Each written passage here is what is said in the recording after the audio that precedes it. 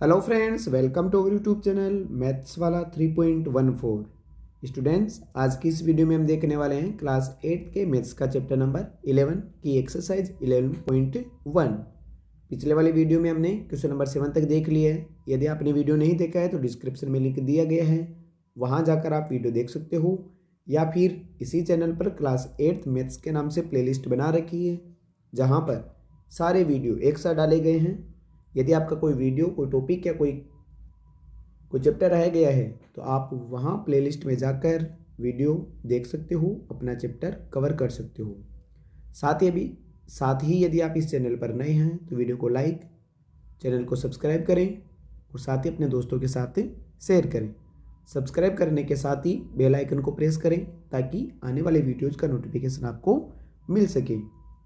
Video को subscribe करने के लिए, लाइक करने के लिए और चैनल को सब्सक्राइब करने के लिए थैंक यू। तो बिना टाइम वेस्ट किए हुए स्टार्ट करते हैं हम आज का क्वेश्चन नंबर 8। तो क्वेश्चन नंबर 7 तक हमने पीछे वीडियो में देखा था कि ये सारे के सारे जितने भी क्वेश्चन हैं वो सभी एक ही पैटर्न पर है, सीधे समानुपात x1/y1 बराबर x2/y2। यदि आपने एक क्वेश्चन भी ध्यान से समझ लिया तो आप सारे क्वेश्चनों को आराम से एक ही मेथड से कर सकते हो। तो हम स्टार्ट करते हैं आज के लिए क्वेश्चन नंबर 8। क्वेश्चन नंबर 8 है, रश्मि के पास एक सड़क का मानचित्र है जिसके पैमाने में 1 सेंटीमीटर की दूरी 18 किलोमीटर निरूपित करती है। यदि हम मानचित्र में जैसे 18 किलोमीटर को 1 सेंटीमीटर में ही दर्शा रहे हैं, क्योंकि मानचित्र में छोटा बनाना पड़ता है, वह उस सड़क पर अपनी गाड़ी से 72 किलोमीटर की दूरी तय करती है। अपनी गाड़ी से वो कितने किलोमीटर की दूरी तय करती है? 72 किलोमीटर की दूरी तय करती है। उसके द्वारा तय की गई दूरी मानचित्र में क्या होगी? तो सबसे पहले हम जितनी ज़्यादा किलोमीटर चलेंगे या फिर जितने ज़्यादा किलोमीटर लेंगे, हमारे मानचित्र में भी दूरी हमें उतनी ही ज़्यादा दर्शानी पड़ेगी। तो सीधी सी बात है, मानचित्र की जो दूरी है वो और जो रियल दूरी है उसमें सीधा समानुपात है। कौन सा समानुपात है? सीधा समानुपात। तो सबसे पहले हम इसका डायग्राम बना लेते हैं। तो एक तरफ तो लिख लेते हैं हम मानचित्र में दूरी,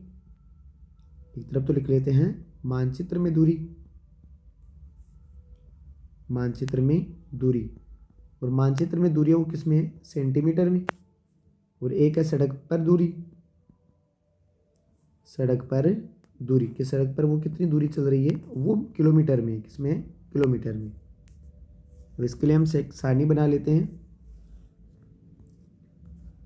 ये सारणी बना ली हमने। सबसे पहले मानचित्र की दूरी है 1 सेंटीमीटर। उस 1 सेंटीमीटर के लिए रियल दूरी है वो कितनी है? 18 किलोमीटर।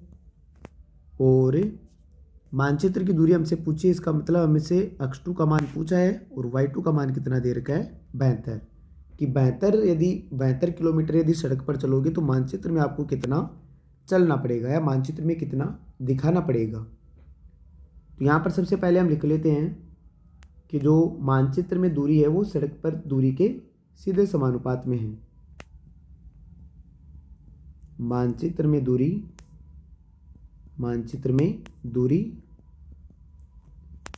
सड़क पर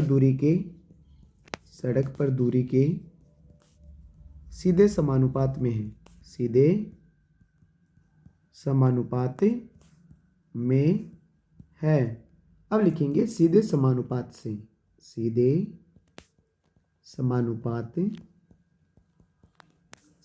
और सीधे समानुपात के लिए सूत्र क्या पढ़ा हमने? x1/y1 बराबर x2/y2। अब ये x1 कौन सा है? तो ऊपर वाले मान तो होते हैं x1 और x2, नीचे वाले होते हैं y1 और y2।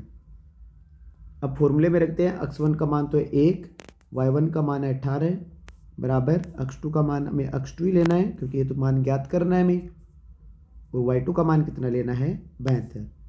अब यहाँ पर हमें कौन सा गुणा करना है? वज्र गुणा। कौन सा गुणा करेंगे? वज्र गुणा। और वज्र गुणा करने के लिए आपको सबसे पहले जो ज्ञात करना है उसको गुणा करना है। 18 को x2 से गुणा करेंगे तो 18x2, और 72 को 1 से गुणा करेंगे तो कितना आएगा? 72। तो यहाँ से x2 का मान निकालने के लिए 72 में 18 का क्या देना पड़ेगा? भाग, क्योंकि जो गुणा में होता है वो कहाँ आ जाता है? भाग में। 18 के पहाड़े से 4 है वो बेहतर, वो कितनी बार कट गया, 4 बार। तो अक्ष 2 का मान है वो कितना आ जाएगा, 4। और ऊपर सेंटीमीटर है, क्या है, सेंटीमीटर, क्योंकि ऊपर वाले मान सेंटीमीटर में है तो सेंटीमीटर आ जाएगा, और किलोमीटर है तो किलोमीटर। तो यह आ जाएगा हमारे पास से आंसर। तो ये किसके आई है, मानचित्र में दूरी है वो 4 सेंटीमीटर होगी। तो क्या लिखेंगे हम, अतः मानचित्र में दूरी, अतः मानचित्र में दूरी 4 सेंटीमीटर है। मानचित्र में दूरी कितनी है, 4 सेंटीमीटर। तो ये था हमारा क्वेश्चन नंबर 8। वीडियो अच्छा लगा है तो वीडियो को लाइक और चैनल को सब्सक्राइब करें ताकि हमें मोटिवेशन मिले। आगे देखते हैं हम क्वेश्चन नंबर 9। एक 5 मीटर 60 सेंटीमीटर ऊंचे ऊर्ध्वाधर खंभे की छाया की लंबाई हो 3 मीटर 20 सेंटीमीटर है। उसी समय अब देखिए खंभे की लंबाई और छाया की लंबाई में कौन सा समानुपात है। तो जितना ज़्यादा खंभे की लंबाई जितनी ज़्यादा होगी एक ही समय पर, तो खंभा जितना ज़्यादा लंबा होगा छाया की लंबाई भी उतनी ही ज़्यादा होगी। फिर याद रखना एक ही समय की बात की जा रही है, अलग अलग समय पर तो छाया की लंबाई में भी क्या होता है, घटता और बढ़ती रहती है। तो यहाँ पर हमें दिख रहा है कि यहाँ पर सीधा समानुपात है। तो सबसे पहले तो हम यहाँ पर एक सारणी बना लेते हैं खंभे की ऊंचाई और छाया की लंबाई में। तो एक तरफ तो लिख लेते हैं खंभे की ऊंचाई, खंभे की ऊंचाई, खंभे की ऊंचाई 1 मीटर और सेंटीमीटर, तो इनको दोनों को सेंटीमीटर में ही लिख लेंगे। और एक है छाया की लंबाई, छाया की लंबाई, इसको भी किस में लिख लेंगे, सेंटीमीटर में। अब हम सारणी बना लेते हैं यहाँ से। सबसे पहला काम आपको सारणी का ही करना है। जैसे खंभे की ऊंचाई सबसे पहले है 5 मीटर 60 सेंटीमीटर, तो 5 मीटर 60 सेंटीमीटर को मैं 60 सेंटीमीटर तो सेंटीमीटर में 5 को बदलूंगा तो 560 सेंटीमीटर हो जाएगा। और उस समय छाया की लंबाई है 3 मीटर और 20 सेंटीमीटर, मतलब 320 सेंटीमीटर। मीटर को सेंटीमीटर में बदलने के लिए 100 से गुणा करते हैं, तो 3 का तो हो जाएगा 300 और 20 पहले से ही है तो 320 हो जाएगा। पहला क्वेश्चन पूछ रहा है 10 मीटर 50 सेंटीमीटर ऊंचे एक अन्य खंभे की, तो 10 यानी हो जाएगा 1000 और 1050। ये कह रहा है कि 1050 सेंटीमीटर ऊंचे खंभे की छाया की लंबाई कितनी होगी, तो इसको मान लेता हूँ मैं y2, क्योंकि नीचे वाले को क्या माना जाता है, y2। अब सेकंड क्वेश्चन के लिए मैं यहीं पर लिख रहा हूँ, सेकंड क्वेश्चन का भी उस खंभे की ऊंचाई ज्ञात करनी है। तो खंभे की ऊंचाई को मैं मान लेता हूँ x3, जिसकी छाया की लंबाई हो 5 मीटर। 5 मीटर का मतलब होता है 500 सेंटीमीटर, क्योंकि सारे ही हमने जब सेंटीमीटर में कर रखे हैं तो इस 5 मीटर को भी किस में बदलना है, सेंटीमीटर में। अब हम लिखेंगे यहाँ पर खंभे की ऊंचाई हो छाया की लंबाई के सीधे समानुपात में, या फिर छाया की लंबाई, छाया की लंबाई से खंभा थोड़ा बना है, खंभे से छाया की लंबाई बन रही है। तो यहाँ पर हम लिखेंगे छाया की लंबाई, छाया की लंबाई खंभे की लंबाई के, खंभे की ऊंचाई के सीधे समानुपात में है, सीधे समानुपात में है। हमें दो मान ज्ञात करने हैं क्योंकि प्रश्न दो प्रकार से पूछा गया है, तो लिखेंगे सीधे समानुपात से, सीधे समानुपात से। सबसे पहले हम y2 का मान निकालें, तो x1 बटे y1 बराबर x2 बटे y2। x1 का मान है 560, तो x1 की जगह 560 रख देंगे। याद रखना मैथ वाली, जितना भी मैथ का सॉल्यूशन होता है वो ऊपर वाली लाइन को देखकर ही नीचे वाली लाइन लिखी जाती है। y1 का मान आ गया 320 बराबर x2 का मान है 1050 और y2 का मान हमें ज्ञात करना है। तो यहाँ से यदि हम y2 का मान निकालें तो वज्र गुणा करेंगे। कौन सा गुणा करना है, वज्र गुणा। वज्र गुणा हमने चैप्टर नंबर 2 में भी पढ़ा है। सबसे पहले y2 को गुणा करना है 560 से, तो 560 y2 आ जाएगा और 1050 को गुणा करना है 320 से। अब हमें y2 का मान निकालने के लिए 1050 को 320 से गुणा करते हुए ये जो 560 गुणा में है वो कहाँ जाएगा, 560 भाग में। अब 0 से 0 को काट देते हैं, और भी कट रहा है यहाँ से, तो ये कट रहा है यहाँ पर 4 के पाड़े से कट रहा है। 4 के पाड़े से कितनी बार कट गया, या 8 के पाड़े से काट देते हैं। 8 के पाड़े से 8 चौक 32 और 8 सत्ते 56।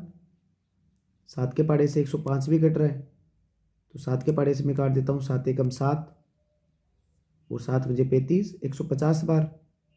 और 150 को जब मैं गुणा करूँगा 4 से तो कितना आ जाएगा, 15 चौके 60, 600। कितना आ जाएगा, 600 सेंटीमीटर।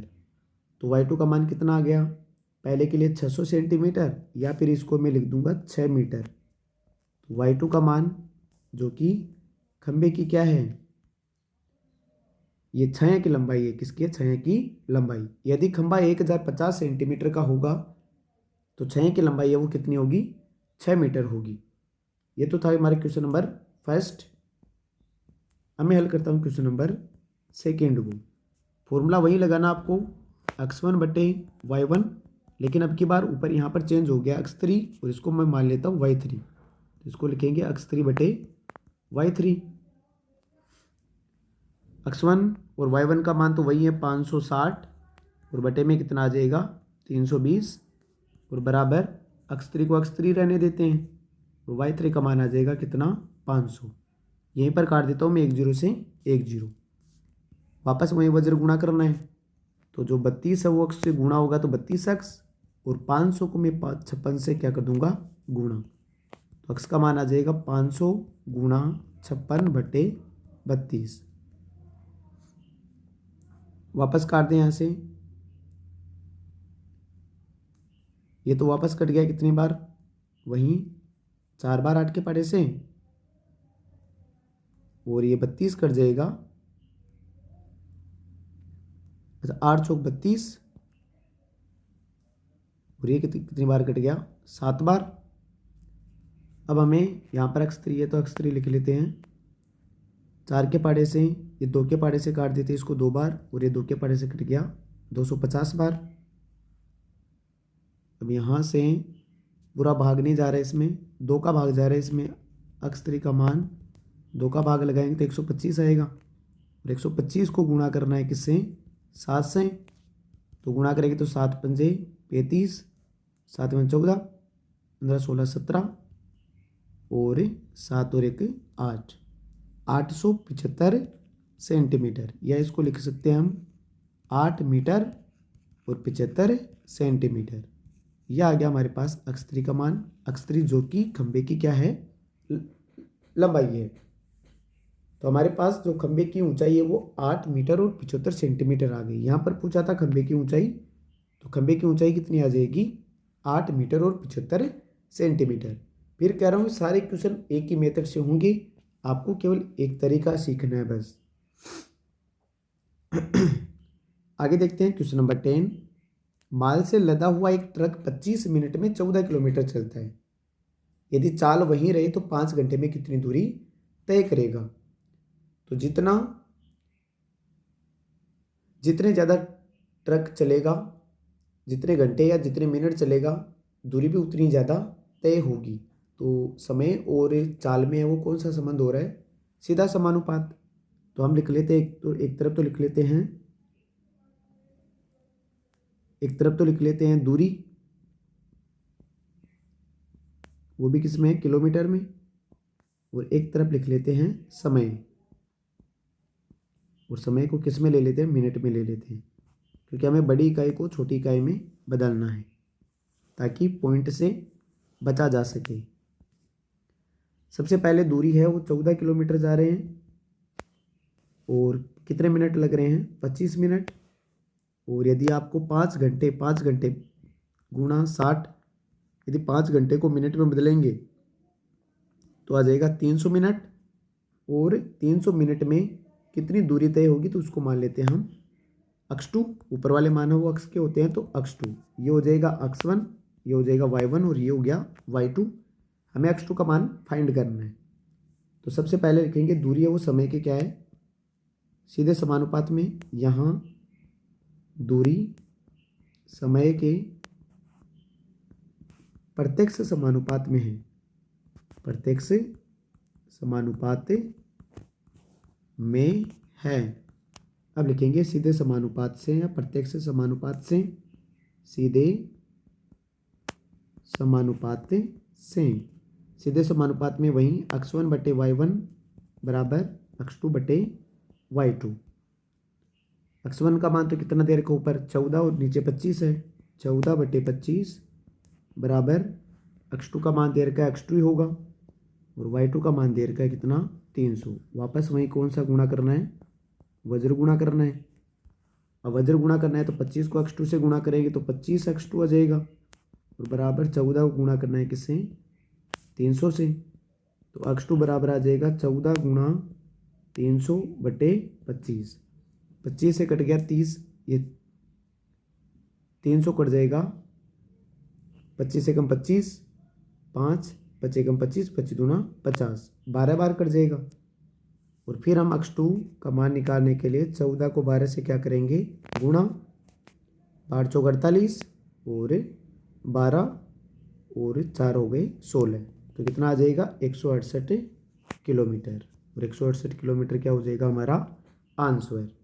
तो आपको यदि 5 घंटे आप यदि चल रहे हैं तो आप 168 किलोमीटर की दूरी उसी अनुपात में तय कर पाओगे। तो ये थी हमारी प्रश्नावली 11.1। आई होप आपको वीडियो अच्छा लगा होगा। नेक्स्ट वीडियो के लिए आपको वीडियो को लाइक, चैनल को सब्सक्राइब करना होगा ताकि आपको नोटिफिकेशन मिल सके। साथ ही वीडियो को लास्ट तक देखने के लिए धन्यवाद।